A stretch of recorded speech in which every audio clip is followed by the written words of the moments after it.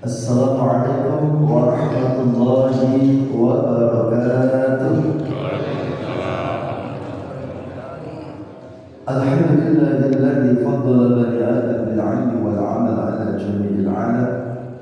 Wassalatu wassalamu 'ala Muhammadin sayyidil 'arab wal 'ajam wa 'ala alihi wa sahbihi ya nabiyil 'ulum wal hikam amma ba'd. Bapak Ibu yang dirahmati Allah Subhanahu wa taala, alhamdulillah kita bersyukur kepada Allah Subhanahu wa taala atas segala limpahan nikmat dan karunia-Nya kepada kita semua sehingga pagi hari ini kita dapat melaksanakan berbagai rangkaian ibadah utama, dimulai dengan salat sunnah fajar atau qobliyah subuh yang sama-sama kita tahu pahalanya lebih baik dari dunia dan isinya. Lanjutkan dengan sholat subuh berjamaah. Dan kata Rasulullah, kalau kita sholat isyanya berjamaah kemudian subuhnya berjamaah, itu pahalanya seperti qiyamul lail sepanjang malam. Kemudian dilanjutkan dengan insyaallah thalabul ilmi, dan juga keutamaannya sangat luar biasa yang akan menyebabkan kita diberikan kemudahan jalan menuju surga Allah Subhanahu wa taala. Mudah-mudahan kita semua diberikan istiqomah oleh Allah Subhanahu wa taala. Amin ya rabbal alamin. Selanjutnya salawat serta salam tidak akan pernah lupa kita sanjungkan kepada uswah dan qudwah kita, panutan dan anugerah kita, baginda Rasul Muhammad sallallahu alaihi wasallam serta keluarganya, para sahabatnya, para penerus dakwahnya, dan kita semua sebagai umatnya. Mudah-mudahan kita semua termasuk umat beliau yang biidznillah akan mendapatkan syafaat dari beliau di yaumil qiyamah nanti. Amin ya rabbal alamin. Bapak Ibu yang dirahmati Allah, tema kajian subuh kita hari ini seperti flyer yang mungkin sudah dengan baca tentang melangitkan doa di bulan Ramadan. Jadi salah satu dari keistimewaan bulan Ramadan, salah satunya adalah doa-doa yang dipanjatkan di dalamnya akan dikabulkan oleh Allah Subhanahu wa taala.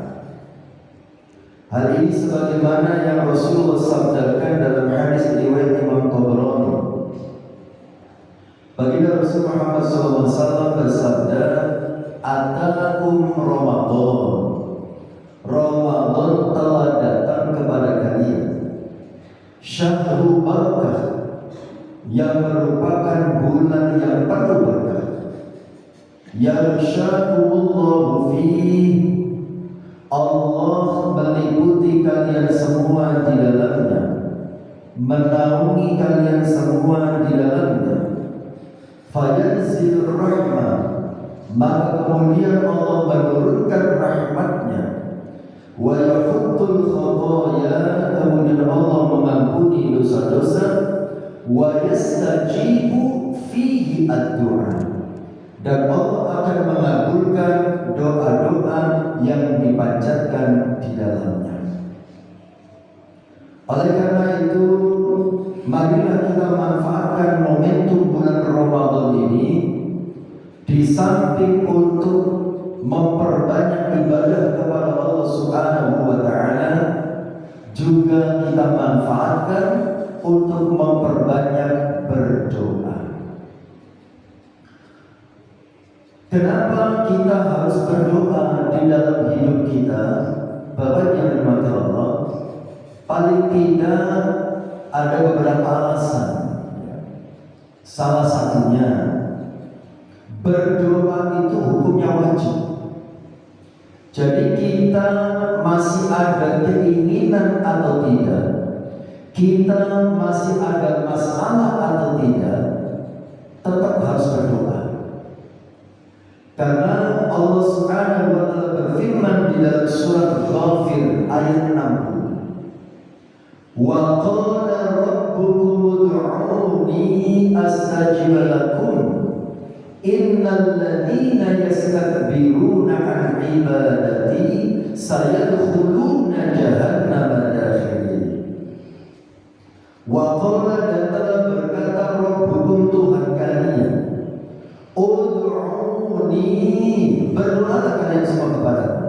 Ini kalimat perintah dari Allah Subhanahu wa taala.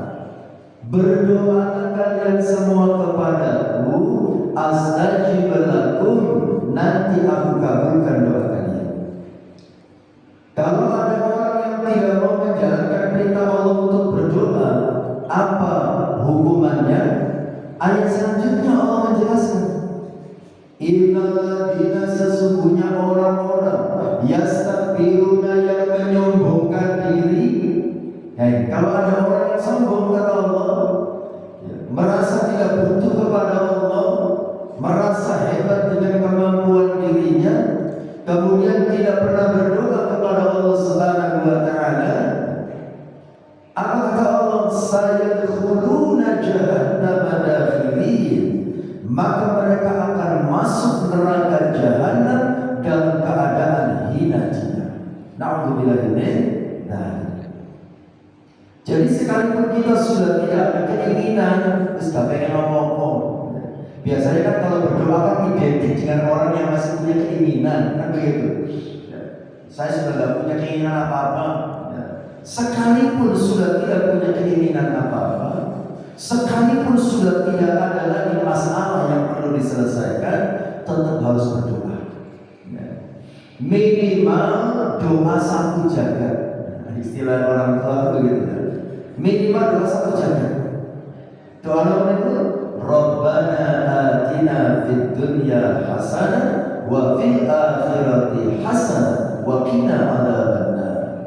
Kita minta kebaikan di dunia, kebaikan di akhirat, keselamatan dunia, keselamatan akhirat, dan minta diselamatkan dari siksa api neraka. Kalau di bulan Ramadan, khususnya di bulan Ramadan, ada satu doa yang tidak boleh ditinggalkan, yang diajarkan oleh Kanjeng Nabi kepada Siti Aisyah.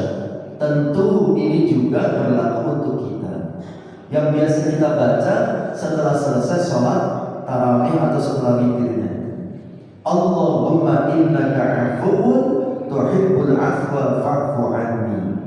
Ini doa yang tidak boleh ditinggalkan selama bulan Ramadan.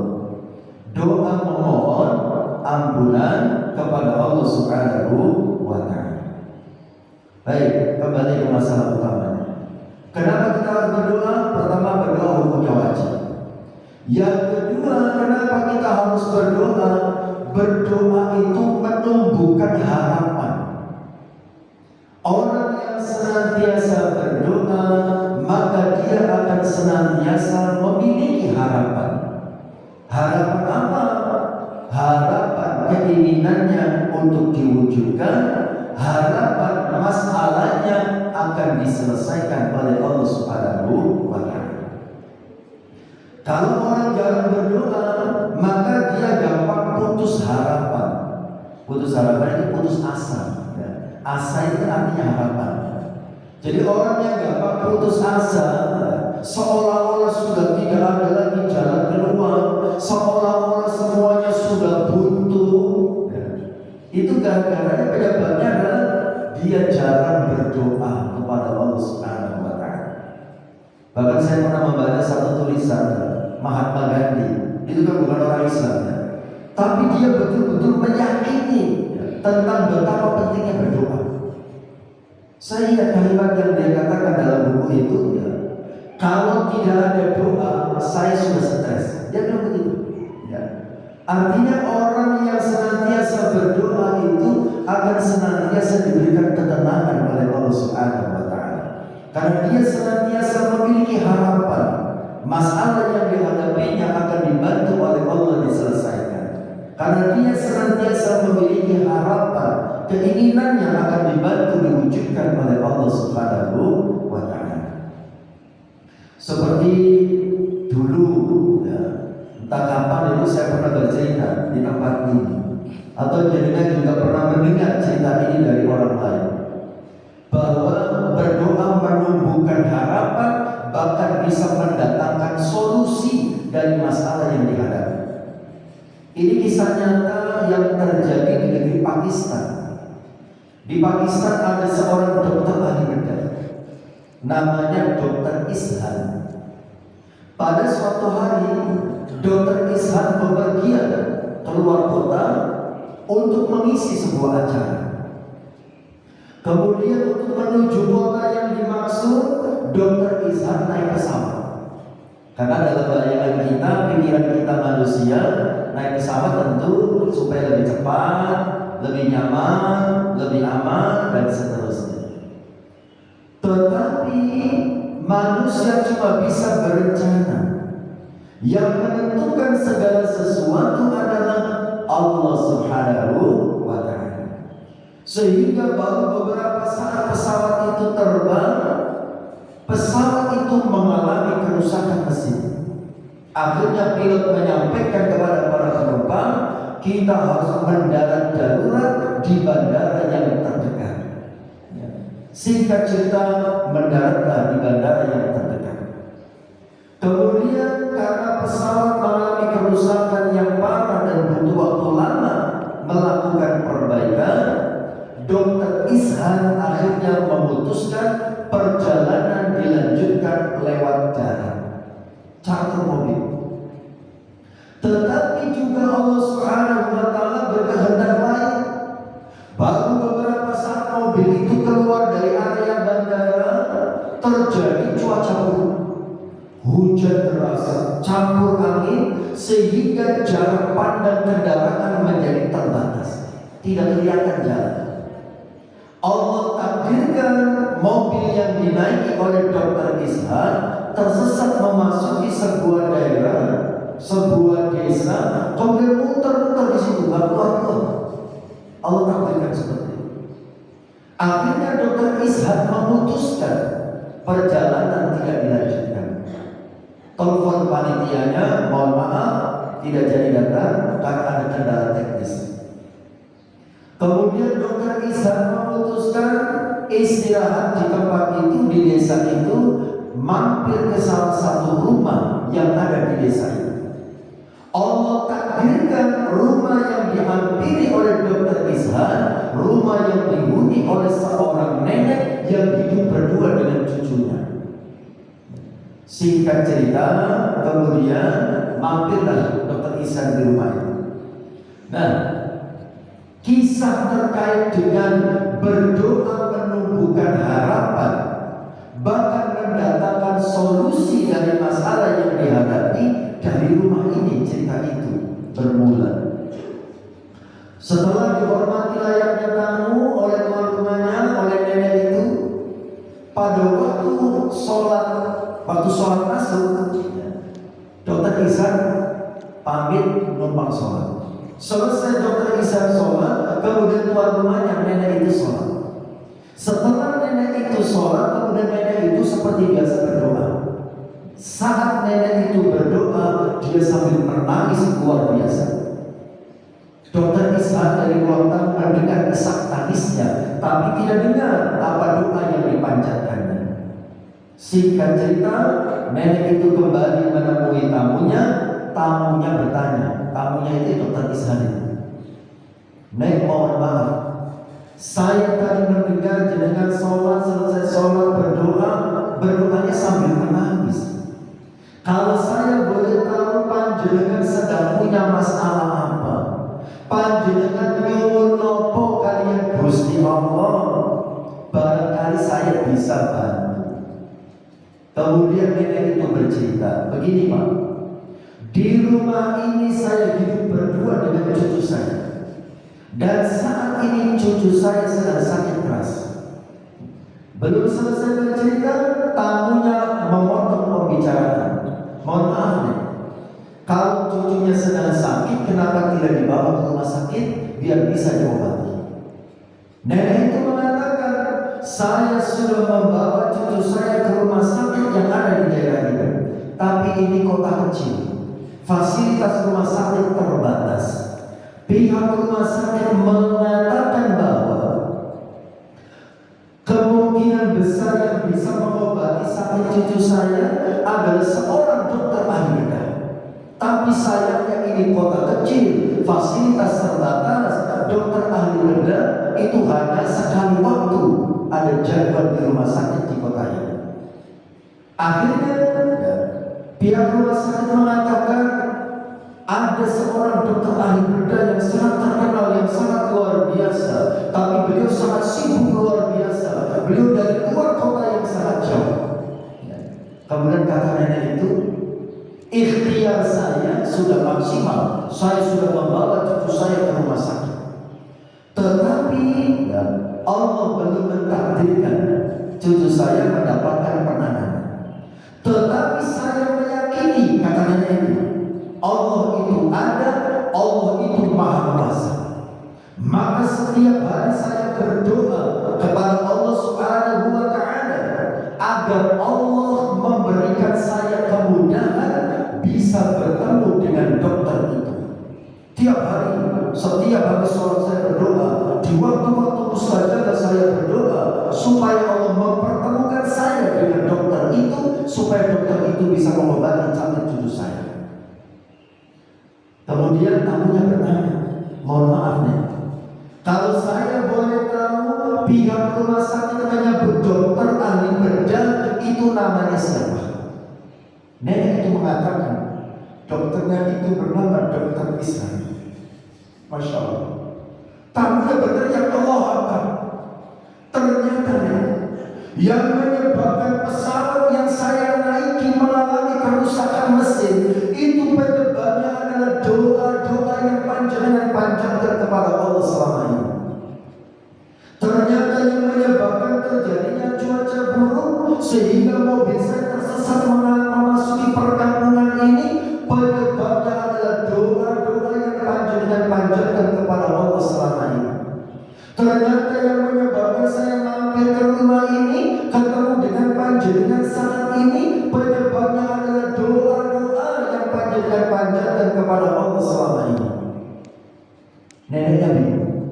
Mohon maaf Pak, saya tidak paham apa maksudnya. Apa hubungannya doa saya dengan terjadinya kerusakan mesin pesawat yang Anda naiki? Apa hubungannya doa saya dengan terjadinya cuaca buruk yang Anda alami? Apa hubungannya doa saya dengan Anda yang masuk kampung ini kemudian mampir ke rumah saya dan ketemu dengan saya saat ini? Saya tidak paham. Kemudian tamunya mengatakan, artinya doa-doa yang panjatkan kepada Allah selama ini, hari ini, saat ini telah dikabulkan oleh Allah Subhanahu wa Ta'ala. Panjenengan pengen ketemu dengan orang yang bernama Dokter Islam. Saat ini orang yang ada di hadapan panjenengan. Perkenalkan nama saya Dokter Islam. Masya Allah. Apa hikmah dari kisah ini? Hikmah dari kisah ini adalah sebesar apapun masalah yang kita hadapi dalam hidup kita, seberat apapun masalah menghimpit dada kita, menyesatkan dada kita, kita tidak boleh berputus asa dari rahmat Allah Subhanahu wa Ta'ala.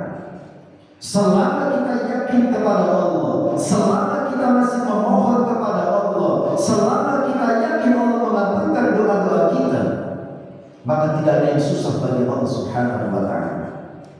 Jangan terlalu membelenggu diri kita dengan keterbatasan logika kita. Seringkali kita membelenggu hati dan pikiran kita dengan keterbatasan pikiran kita.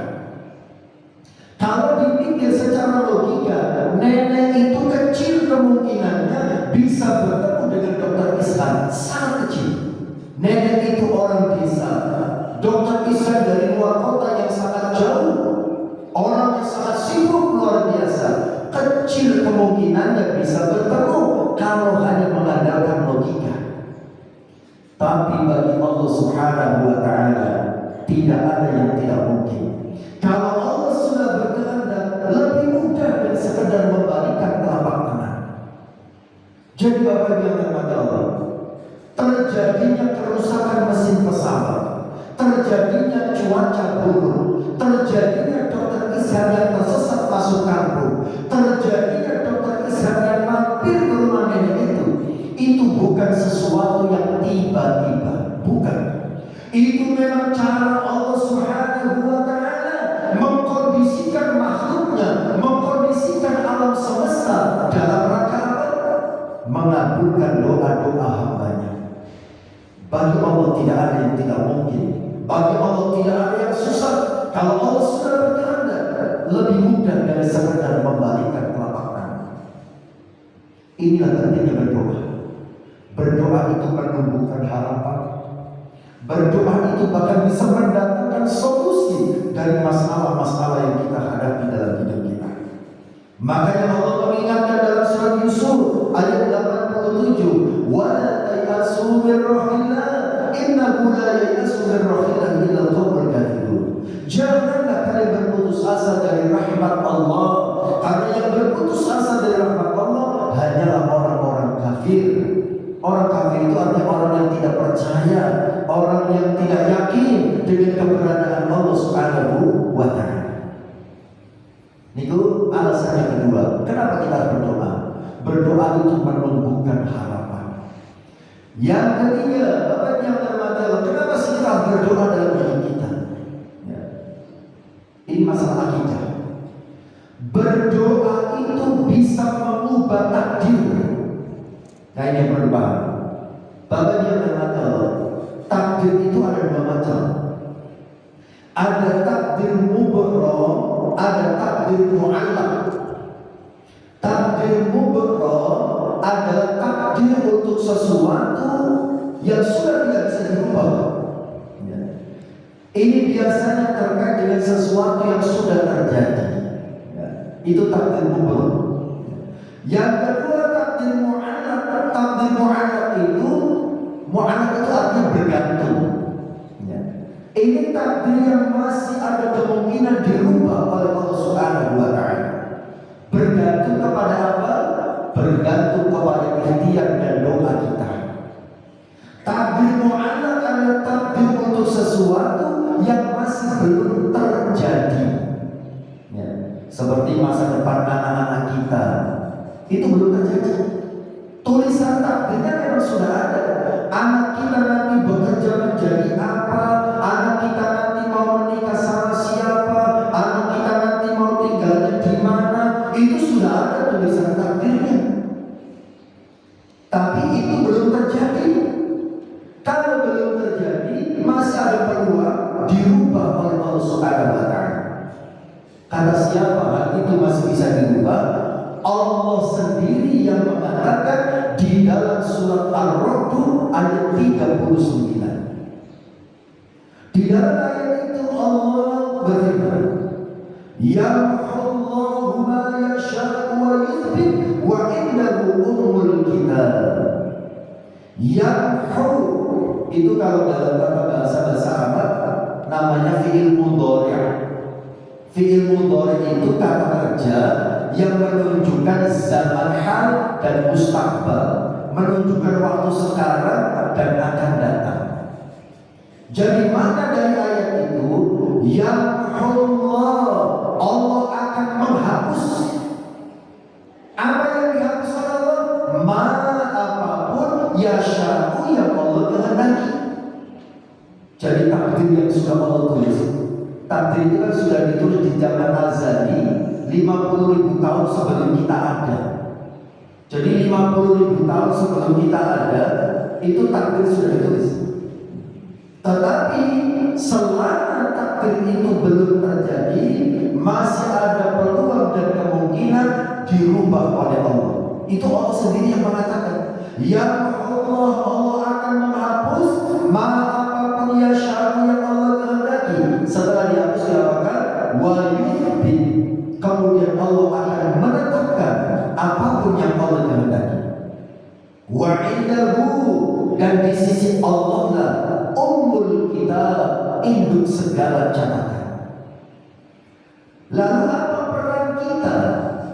Apa yang bisa kita lakukan agar Allah berkenan mengubah takdir buruk menjadi takdir yang baik? Seumpama na'udzubillahi min dzalik, takdir untuk anak kita, na'udzubillah, takdirnya buruk seumpama gagal, celaka dan seterusnya, na'udzubillah. Ya. Seandainya tulisan takdirnya buruk, selama belum terjadi masih bisa dirubah oleh Allah. Terus peran kita apa? Apa yang kita lakukan agar takdir buruk tadi diganti dengan takdir yang baik? Rasulullah SAW dalam hadis riwayat Imam Tirmidzi, beliau bersabda, la yaruddul qada illa ad-du'a. Tidak ada yang bisa mengubah takdir kecuali doa. Itu Rasulullah mengatakan. Dan itu dibuktikan oleh Rasulullah. Rasulullah ngajari kula panjenengan dalam seluruh aktivitas kita selalu diawali dan diakhiri dengan doa. Ya apa gitu? Sebelum makan kita dicontohkan oleh Nabi untuk berdoa. Selesai makan dicontohkan oleh Nabi berdoa. Masuk kamar mandi berdoa, keluar kamar mandi berdoa, masuk masjid berdoa, keluar masjid berdoa, mau tidur berdoa, bangun tidur berdoa. Kenapa Nabi ngajari kita selalu berdoa dalam seluruh aktivitas hidup kita? Karena barangkali tulisan takdir kita itu buruk. Dengan doa-doa yang terus kita panjatkan, harapannya Allah akan berkenan mengubah takdir buruk menjadi takdir yang baik. Dalam tafsir hadis Arba'in Nawawi, saya pernah membaca ada satu keterangan. Ketika seseorang besok seumpamanya ditakdirkan buruk oleh Allah Subhanahu wa Ta'ala, atau contohnya nanti siang ada orang ditakdirkan buruk oleh Allah Subhanahu wa Ta'ala, tetapi tadi malam sebelum sahur atau setelah sahur dia bermunajat kepada Allah, ya Allah berikan saya keselamatan, berikan saya keberuntungan, berikan saya kebahagiaan dan doa-doa baik yang lainnya. Kemudian pagi hari setelah sholat subuh, sebelum dia beraktivitas, dia kembali berdoa kepada Allah Subhanahu wa Ta'ala, ya Allah berikan saya keselamatan, berikan saya keberuntungan, berikan saya kebahagiaan dan doa-doa baik yang lainnya. Dalam tafsir hadis itu dijelaskan, siangnya pada saat Allah akan menurunkan takdir buruk yang sudah dicatat terkait dengan orang itu, takdir buruk Allah turunkan. Tetapi pada saat yang sama orang yang ditakdirkan buruk berdoa memohon keselamatan kepada Allah Subhanahu wa Ta'ala, maka antara takdir buruk yang Allah turunkan dengan doa baik yang dipanjatkan, yang tatilani bainas samai wal ardh, dorong-dorongan di antara langit dan bumi. Takdir buruk turun, doa baik naik. Kalau sudah seperti itu situasinya, tidak menutup kemungkinan surat Ar-Ra'd ayat 39 akan Allah berlakukan. Ya Allah, Allah cabut kembali, Allah hapus kembali takdir buruk itu, wa yuthbit, kemudian Allah ganti dengan takdir yang baik sesuai dengan doa-doa yang dipanjatkan oleh orang itu kepada Allah Subhanahu wa Ta'ala. Itulah pentingnya berdoa. Jadi jangan pernah berhenti berharap dan berdoa kepada Allah Subhanahu wa Ta'ala. Apa yang terjadi dalam kehidupan kita saat ini bukan akhir dari segalanya. Seumpama naudzubillah min dzalik, kita punya anak saat ini belum menyenangkan hati kita, belum membahagiakan hati kita. Jangankan membanggakan hati kita orang tuanya, tidak bikin malu saja sudah untung. Seumpama naudzubillah min dzalik, ada yang punya anak jangankan membanggakan dan membahagiakan, tidak bikin masalah saja sudah untung. Kita sebagai orang tuanya punya anak seperti itu, tidak boleh berputus asa dari rahmat Allah Subhanahu wa Ta'ala. Jangan sampai terucap dari mulut kita kepada anak kita. Karena ada orang yang putus asa kepada anaknya, kemudian mengatakan kepada anaknya, karep-karep mulai, bapak ibu sudah capek berdoa, bapak ibu sudah capek berikhtiar, kalau kamu sudah tidak mau berubah, karepmu. Itu namanya putus asa dari rahmat Allah Subhanahu wa Ta'ala. Tidak boleh itu. Itu namanya putus asa dari rahmat Allah. Selama kita masih hidup, selama kita masih sehat, itu artinya selama itu pula masih ada kesempatan untuk berubah ke arah yang lebih baik. Kita kan banyak mendapatkan cerita dalam kehidupan kita. Banyak contohnya.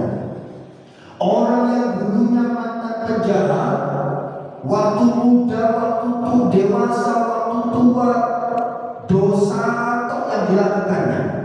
Tetapi di akhir hidupnya Allah berikan hidayah, akhirnya menjadi ulama. Kalau dalam sejarah Islam ada mantan penjahat menjadi ulama, itu namanya Fudail bin Iyad. Itu mantan penjahat, segala macam dosa dan kemaksiatan dilakukan, merampok, membunuh, memperkosa, segala macam dilakukan.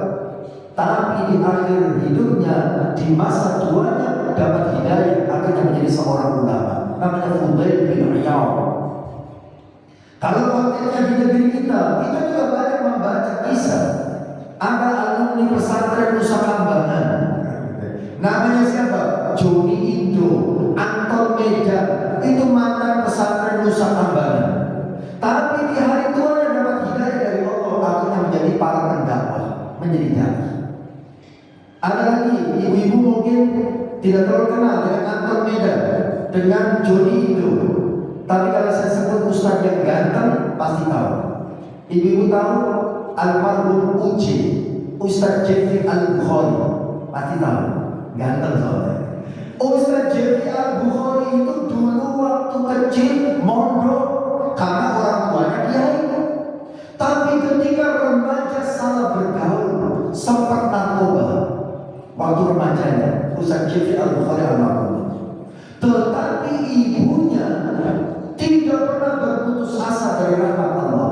Ibunya senantiasa berdoa, memohon kepada Allah agar Uji dikembalikan menjadi anak yang baik.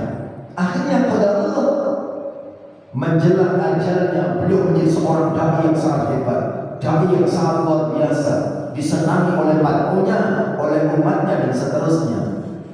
Ibunya tidak pernah berputus asa dari rahmat Allah. Nah, tidak menutup kemungkinan terjadi dalam kehidupan kita. Saat ini anak-anak kita belum menyenangkan hati kita. Wis lulus kuliah, bukannya nyari kerja, nyakru, ngopi, gitu ya. Bukannya kerja, pulang minta duit, melayang manen, pulang subuh, awal turu, seumpama, begitu ya. Kita tidak boleh berputus asa dari rahmat Allah. Terus berdoa, terus berharap kepada Allah Subhanahu wa Ta'ala. Masih ingat?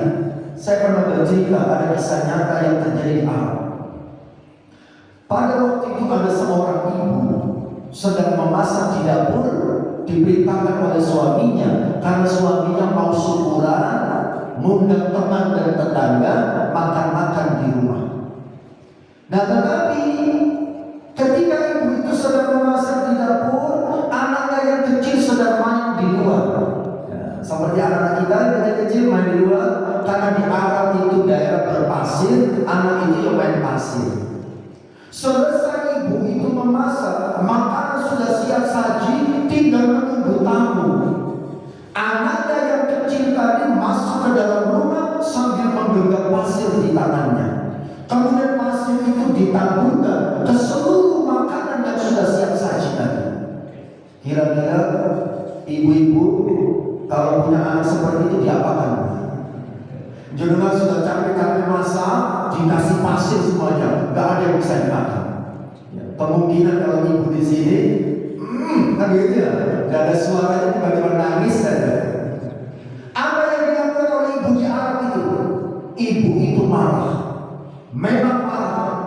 Tetapi luar biasanya saat mengekspresikan marahnya itu, yang keluar dari mulutnya doa-doa kebaikan.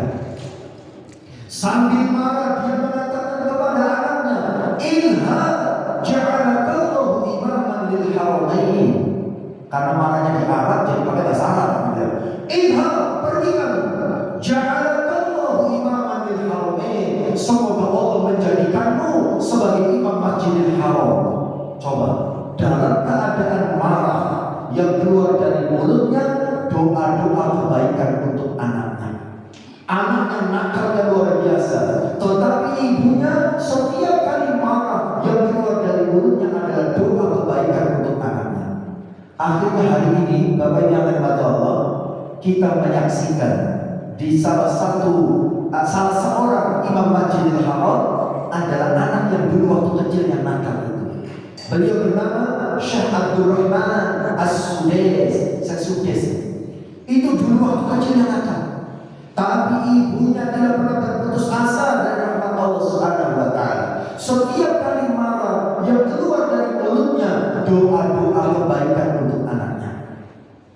Nah, maka Bapak Ibu, kalau kita marah sama anak kita, ya, karena capek, itu ya saking nakalnya anak kita, saat marah yang keluar dari mulut kita itu coba doa kebaikan.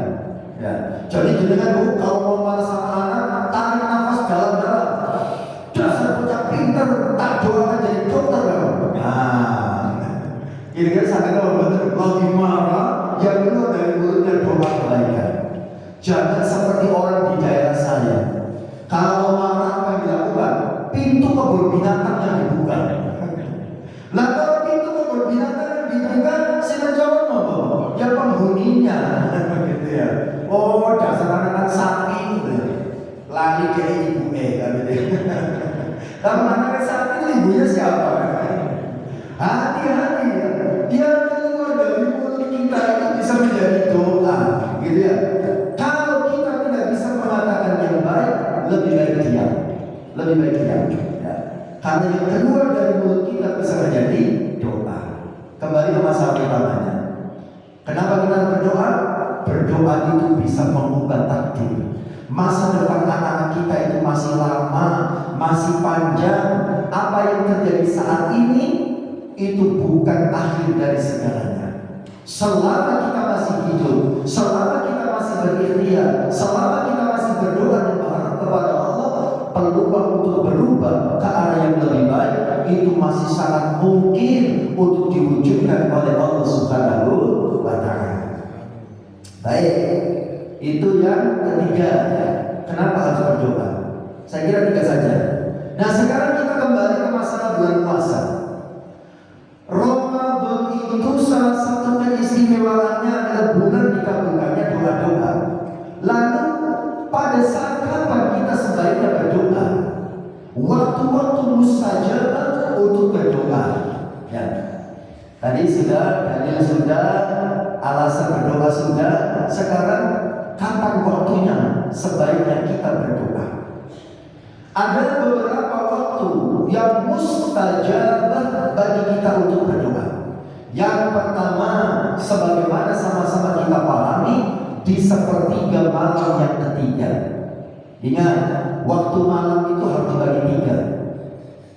Waktu malam itu dibikin gampangnya hitungannya jam 6 sore sampai jam 6 pagi. Itu waktu malam. Jam 6 pagi sampai jam 6 sore itu waktu siang. Waktu malam itu kita bagi 3.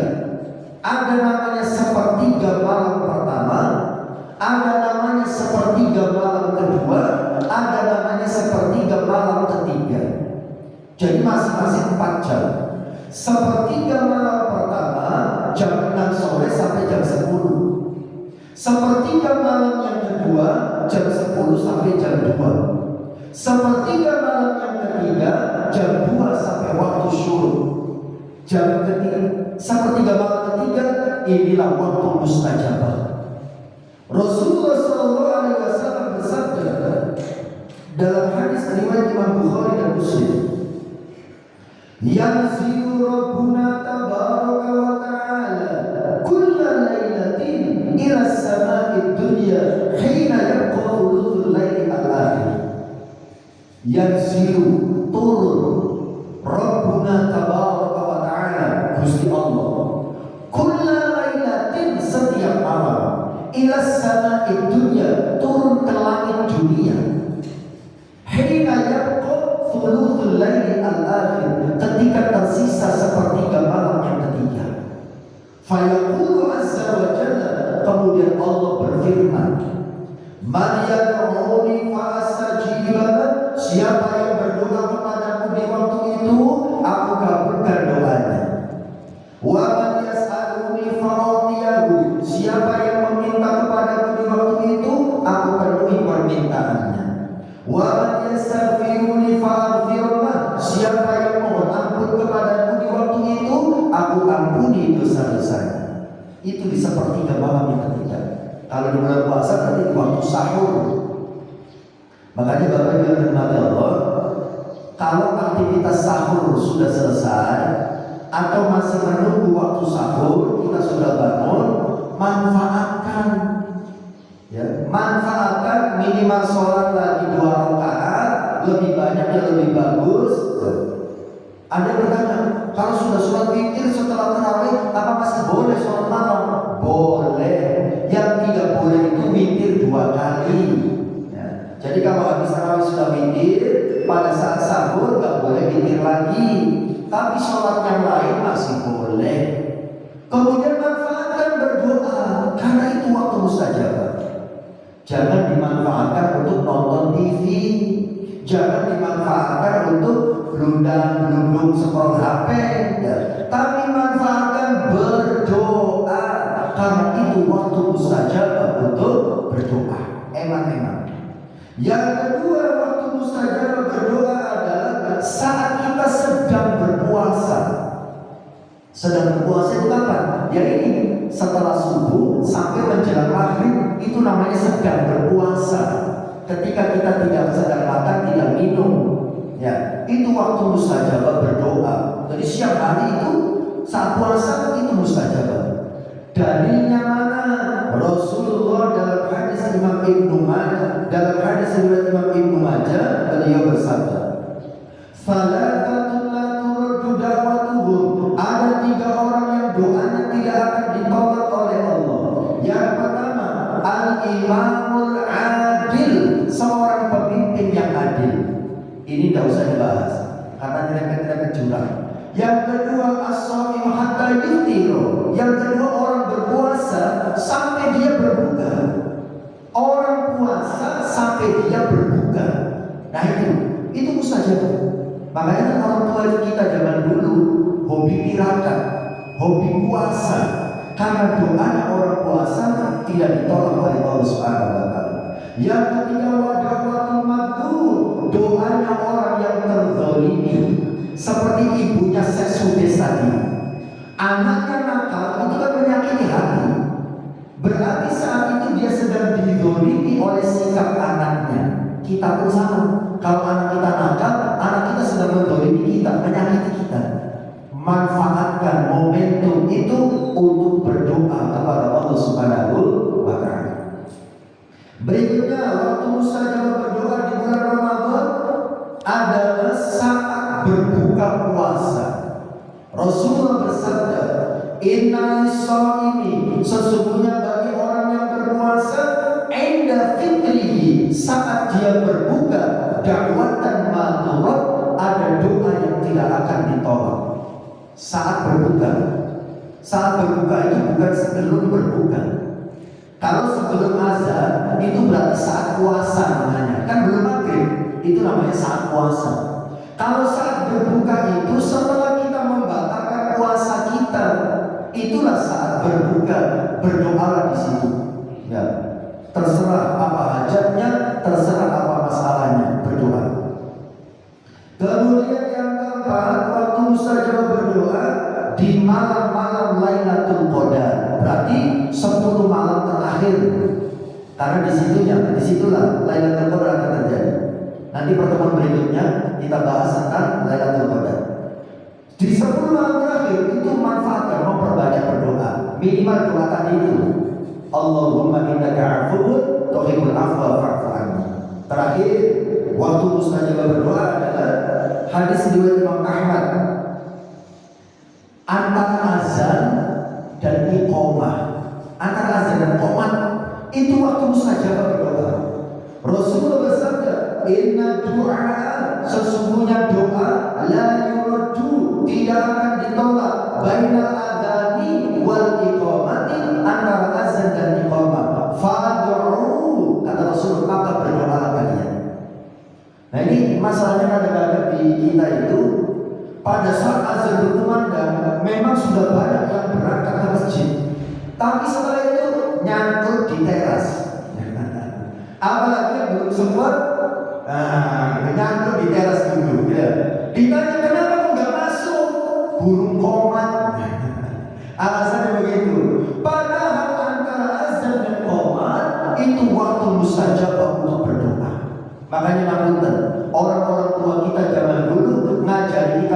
puji-pujian itu tujuannya adalah biar orang paham antara azan dan qomat itu waktu yang baik untuk berdoa. Puji-pujian itu kan isinya doa kebanyakan.